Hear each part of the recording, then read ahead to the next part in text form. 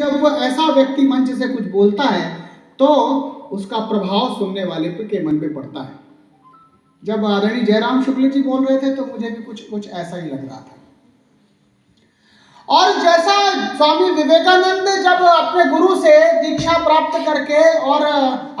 मई 1893 को जब यूरोप की यात्रा प्रारंभ करते हैं, जापान चीन से होते हुए यूरोप के देश में पहुंचते हैं और फिर वो धर्म सभा के लिए शिकागो में प्रवेश करते हैं। उन्हें उस सभा में आमंत्रण प्राप्त नहीं था,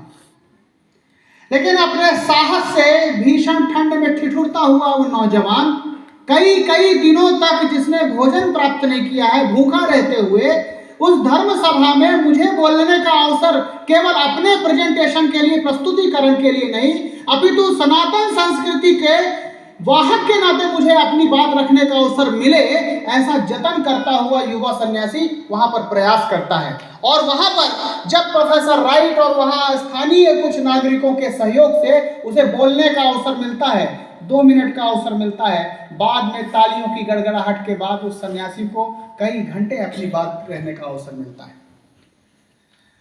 अभी आदरणीय शुक्ल जी कह रहे थे कि ओसामा और एपीजे अब्दुल कलाम जैसा चरित्र दोनों में कंपेयर कर रहे थे, तो मैं आप सबके समक्ष यह निवेदन करना चाहता हूं उसी बात को आगे बढ़ाते हुए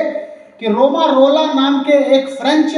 राइटर ने भारत के 3 महापुरुषों पर जीवनी लिखी। स्वामी रामकृष्ण परमहंस, स्वामी विवेकानंद और